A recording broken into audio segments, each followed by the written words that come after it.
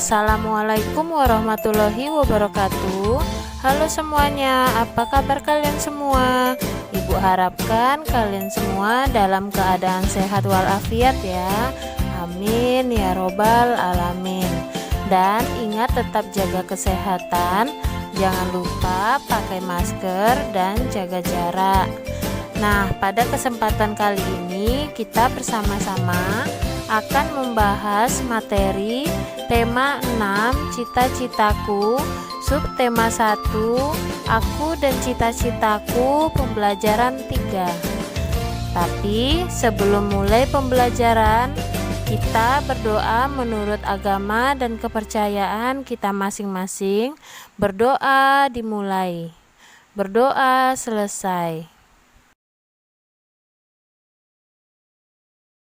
Pernahkah kamu mendengar ucapan berikut? Gantungkan cita-citamu setinggi langit. Kalimat itu mengajak kita agar berusaha sekuat tenaga mencapai cita-cita. Artinya, kita harus selalu bersemangat dan tidak mudah menyerah. Peternak muda dari Malang. Menjadi pengusaha di usia muda mungkin bukan tujuannya. Ia hanya ingin membangun usaha mandiri seusai kuliah. Seorang pemuda bernama Triyono merintis usaha peternakan bebek potong sejak tahun 2006 dengan modal seadanya. Berbekal ilmu peternakan yang didapatnya dari tempat ia belajar di Universitas 11 Maret, ia memulai usahanya. Usaha peternakan bebek potong ia kembangkan hingga pada tahun 2007 ia mendapat inspirasi baru. Ketika melihat hewan-hewan kurban, ia berpikir untuk mulai membangun sebuah peternakan sendiri. Untuk mendapatkan dana, ia membentuk sebuah kelompok bersama dan mengumpulkan dana dari teman-teman semasa kuliah. Setahun kemudian, Triyono berhasil memiliki sebuah lahan. Meski lahan ia itu tidak terlalu besar, ia dapat membangun beberapa kandang untuk memulai beternak dan sapi. Setelah usahanya berjalan, setahun berikutnya ia mengembangkan usahanya untuk membangun peternakan dan pemotongan ayam. Usaha Triyono kian membesar. Kini ia memiliki usaha ternak ayam, bebek, sapi. Berikut pemotongannya. Ia pun mengolah limbah peternakannya untuk dijadikan pupuk. Meskipun kini usahanya kian membesar, ia tidak cepat puas. Ia memiliki mimpi bisa memenuhi pasokan daging sapi di Jakarta yang saat ini masih impor dari luar negeri. Nah, ini ada pertanyaan. Mari kita jawab pertanyaan berikut berdasarkan artikel. Pertanyaan pertama, siapakah Triyono? Ya, peternak muda dari Malang. Pertanyaan yang kedua, apa saja yang telah dilakukan untuk menjadi pengusaha? Merintis usaha peternakan bebek potong sejak tahun 2006 dan tahun 2007 berhasil membuat ternak sapi. Pertanyaan yang ketiga, apa saja yang dihadapinya? Keterbatasan dana. Yang keempat, apakah mimpinya bisa memenuhi pasokan daging sapi di Jakarta yang saat ini masih impor dari luar negeri? Beternak merupakan kegiatan mengembangbiakkan hewan ternak untuk memenuhi kebutuhan manusia. Hewan ternak adalah hewan yang dipelihara manusia untuk memenuhi kebutuhan manusia. Hasil hewan ternak yang dapat dimanfaatkan berupa telur, daging, susu, dan kulitnya. Pemanfaatan tersebut tergantung jenis ternaknya. Adakah kegiatan beternak di sekitar tempat tinggalmu? Perhatikan gambar-gambar berikut. Ada peternakan ayam, ada peternakan sapi, ada peternakan bebek, dan ada peternakan kambing.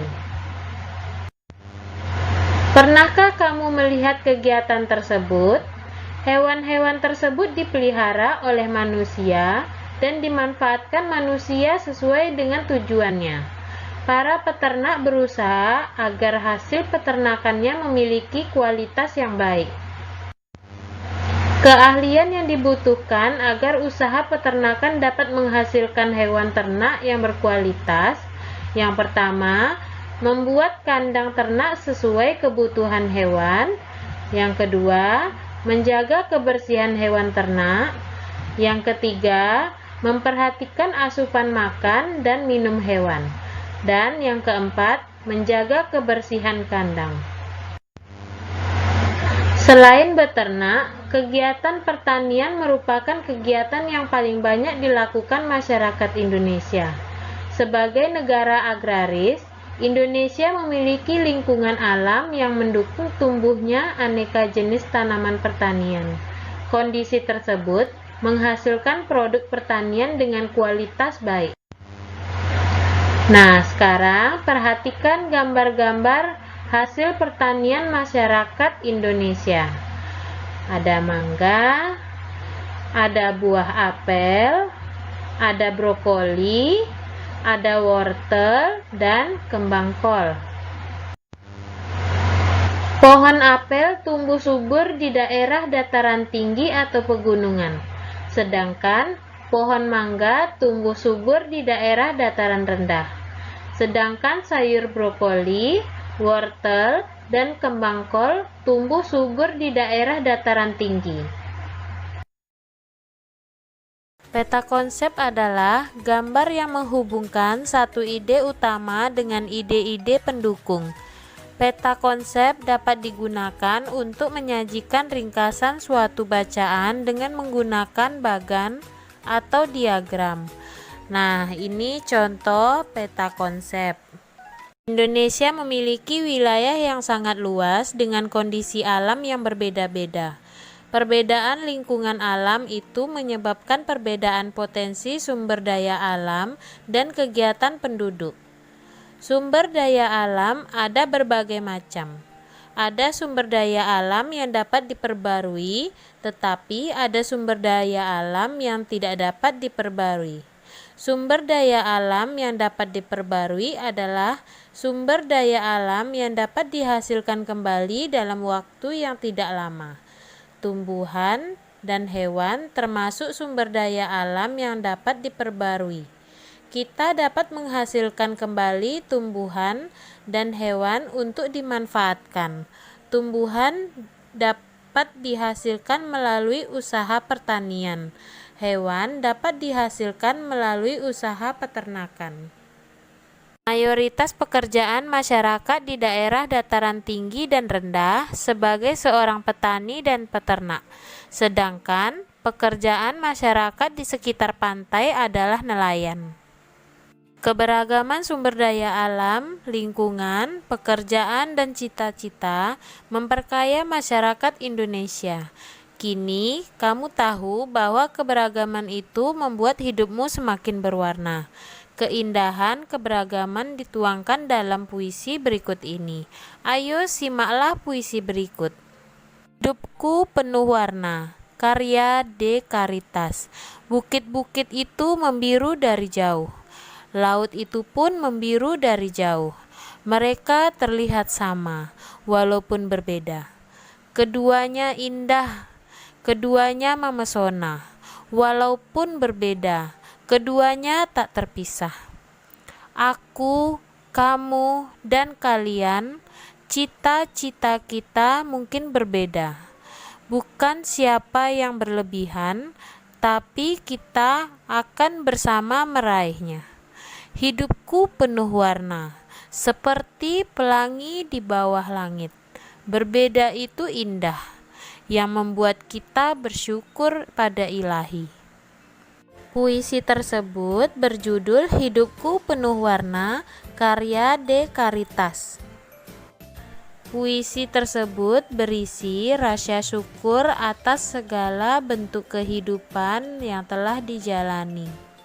Puisi tersebut terdiri atas 4 bait, di mana setiap bait berisi 4 baris.